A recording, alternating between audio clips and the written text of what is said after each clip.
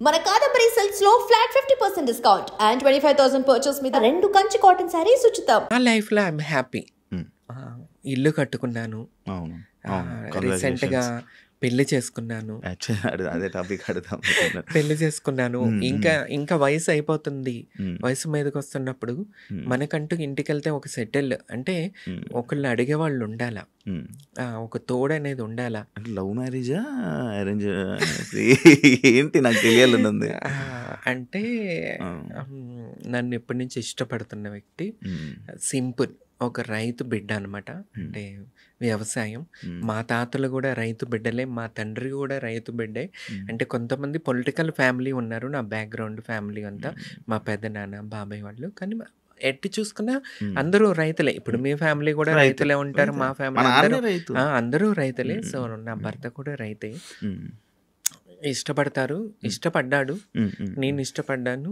అసలు పెళ్లి చేసుకోకూడదు, పెళ్ళే వద్దు, మనకెందుకు రయ్యా పెళ్ళి, మంచి మంచి అమ్మాయిలకే వదిలేసి జంప్ అయిపోతారు, మనకెందుకు అనుకున్నా.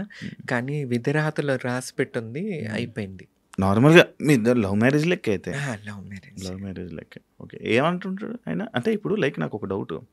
అంటే ఈ మధ్య కాలంలో కానీ ఫస్ట్ నుంచి కానీ మనం చూసుకుంటున్నట్లయితే ట్రాన్స్ ఉమెన్స్కి అబ్బాయిలు పరిచయం అవుతారు, పెళ్ళిళ్ళు చేసుకుంటున్నా అంటున్నారు. చాలా ఉన్నాయి మంచిగా సోషల్ మీడియాలో రన్ అవుతున్న ఇష్యూస్ ఇవి రీసెంట్గా.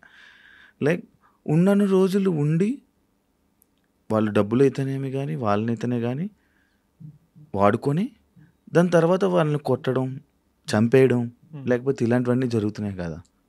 మరి అది భయం ఏం లేదా నీకు? సెలెక్టెడ్ అంటే మన సెలెక్ట్ చేసుకునే దానిలో ఉంటుంది. మన సర్కిల్ ఎట్లా ఉంది, మనం ఉండే ప్రదేశము, మనం పరిచయం అయ్యే వ్యక్తులు ఎలాంటి వాళ్ళు, వాళ్ళ బ్యాక్గ్రౌండ్ ఏంటి, అది చూసుకుంటే ఇటువంటి ప్రాబ్లమ్స్ ఏముండవు.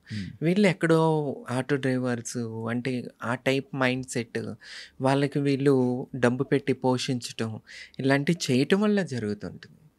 సో ఇప్పుడు నేను సెలెక్ట్ చేసుకున్న వ్యక్తి, నేను ముందే చెప్పేశా నాకు పిల్లలు పుట్టరు, సో నేను ఉంటా నీతో. ఇప్పుడు ఎంతమంది పిల్లలు పుట్టినప్పుడు ఒక ఆమెని పెళ్లి చేసుకుని ఆమెకి పిల్లలు పుట్టకపోతే మన ఊరు సైడు పల్లెటూరులో మళ్ళీ ఇంకో అమ్మాయిని ఇచ్చి పెళ్లి చేస్తారు. ఆ అమ్మాయి ఉంటుంది, ఈ అమ్మాయి ఇద్దరు ఉంటారు కలిసి, ఇద్దరు భార్యలు. సీక్రెట్గా ఎవడెవడికి ఎన్ని ఫ్యామిలీస్ లేవు, అలా ఆ టైప్లో పబ్లిక్లో కూడా ఉండేవాళ్ళు ఉన్నారు. క్లారిటీ నేను నా భర్తకి ఇచ్చేస్తుంది ఏంటంటే నాకు పిల్లలు పుట్టరు. సో ఇదొకటి మెయిన్ పాయింట్. రేపు మీ అమ్మ వాళ్ళకి మీరు వారసులు కావాలి, మీ తండ్రికి నీకు పిల్లలు కావాలి. సో చేసుకుంటా, నువ్వు నెక్స్ట్ మీ అమ్మ వాళ్ళు ఏ అమ్మాయిని చూసి చేసుకోమంటే ఆ అమ్మాయిని చూసి పెళ్లి చేసుకో, నా ప్లేస్లో నేనుంటా, నా ఇంట్లో నేనుంటా, నీకు టైం కుదిరినప్పుడు రా. అంతేగాని నాకు 24 hours వచ్చి నాకు ఉండాల్సిన అవసరం లేదు. ఎందుకంటే తనకి ఒక లైఫ్ ఉంటుంది, పిల్లలు ఉండాలా. మనిషి జీవితం ఏంటి, వారసత్వం. ఆ పిల్లలు పెరుగుతుంటే వాళ్ళ కోసం వీళ్ళు బతుకుతూ ఉంటారు, అది జీవితం. కానీ పిల్లలు లేకుండా ఈ ఒంటికి గొడ్డురాయి జీవితం ఎవరు కోరుకుంటారు? మా తలరాత లేక మాకే ఇట్లా అయిపోయిందంటే మనకు లైఫ్ పార్ట్నర్ అన్న బాగుండాలని కోరుకోవాలి. మెయిన్ ఇది ఒక తప్పు అయిపోతుంది. నేను ఆయన క్లారిటీ ఇచ్చేసాను, నీ ఫ్యామిలీ నీకు ఇంపార్టెంట్, మీ పేరెంట్స్ నీకు ఇంపార్టెంట్. వాళ్ళు చేసుకోమన్నప్పుడు అమ్మాయిని నువ్వు హ్యాపీగా పెళ్లి చేసేసుకో, కొంత టైం నాకు ఇస్తే చాలు. ఈ క్లారిటీ మా ఇద్దరి మధ్యలో ఉంది. నీ మీద ప్రేమ డివైడ్ అవుతుంది కదా కంపల్సరీ. మరి ఎంతమంది డైవర్ట్ చేయట్లేదు. ఇప్పుడు పెళ్లి చేసుకుని నాతోనే ఉండిపోతాడు, రేపు సీక్రెట్గా దేన్ని మెయింటైన్ చేస్తే గర్ల్ ఫ్రెండ్ అని అదని ఇదని. ఆ రచ్చ కన్నా రెస్పెక్ట్ఫుల్గా ఆ అమ్మాయి నేను ఉంటే ఇంకా మూడో ఆప్షనే ఉండదు, బయట తిరగాల్సిన ఆప్షనే ఉండదు. ఇప్పుడు ఈ సిటీస్లో చూసుకుంటే పెళ్ళి అవుతుంది, పిల్లలు ఉంటారు, పక్కన గర్ల్ ఫ్రెండ్స్ మెయింటెనెన్స్ చేస్తుంటారు, సీక్రెట్ చాటింగ్ చేస్తుంటారు, పబ్బుల్లోనూ కలుస్తుంటారు, బయటకు వెళ్ళి అవేంటి మధ్య హోటల్స్ ఓయో రూమ్స్ లో కలుస్తుంటారు. ఇవన్నీ బీభత్సంగా మనం చూస్తానే ఉన్నాం. సో క్లారిటీ ఇచ్చేసి హ్యాపీగా నువ్వు హ్యాపీగా ఉండు, నేను హ్యాపీగా ఉంటా. ఫోన్ చేయగలరా? మాట్లాడతారా? మాట్లాడించగలవా మాతో? హిందీలో మాట్లాడతాడు. హిందీలో ఒకసారి ఫోన్ చేసి మాట్లాడు.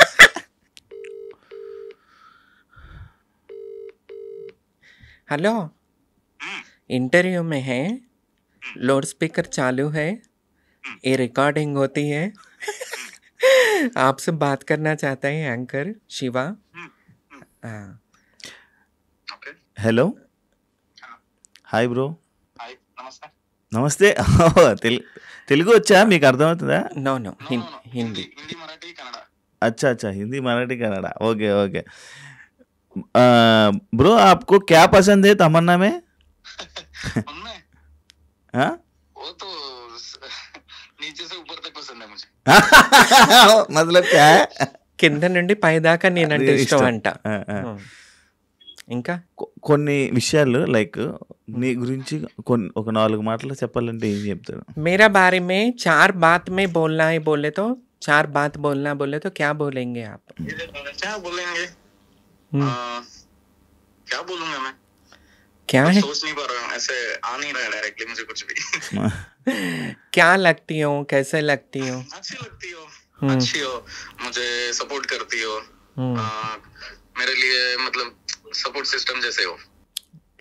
ఓకే, అంటే అదే నాకు సపోర్ట్ చేయొచ్చు. మంచిదాన్ని, తనకి ఒక సపోర్ట్ లాగా ఉంటాను నేను.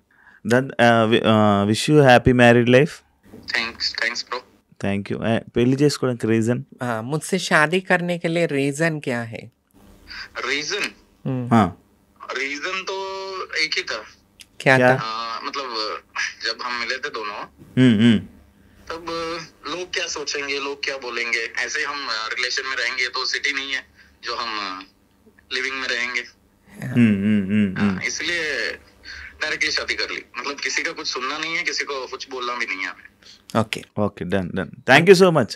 అంటే ఆయన ఏం చెప్పాడంటే, ఇప్పుడు ఊరు కదా, హైదరాబాద్ కాదు, లివ్ ఇన్ రిలేషన్లో ఉంటారు, పెళ్ళి కాకపోయినా ఎవడు పట్టించుకోడు అపార్ట్మెంట్స్ అట్లా. అది ఊరు అన్నప్పుడు ఎట్లా ఉంటుందంటే నలుగురు 4 మాటలు 4 మాటలు.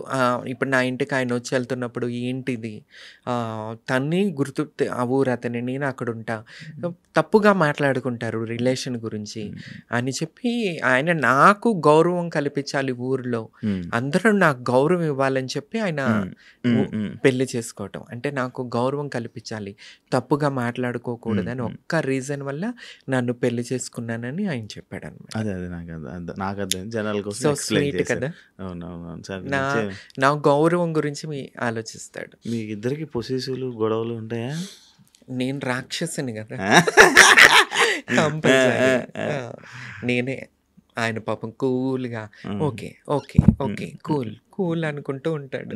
ఎలా ఉంది లైఫ్ పెళ్లి తర్వాత? చాలా బాగుంది. చేంజ్ కూడా అయిపోవచ్చు, పెళ్లి చేసేసుకో శివ. చాలా బాగుంటది లైఫ్. ఎట్లా ఉంటది అంటే ఒక సెటిల్మెంట్ అనేది వచ్చేస్తుంది. చూసావా, చక్కగా చబ్బీగా నా భర్త నాకు మంచి ఫుడ్, తినమ్మా నువ్వు తినాలమ్మా తినమ్మా అని పెడితే వల్లే ఇట్లా అయిపోయా.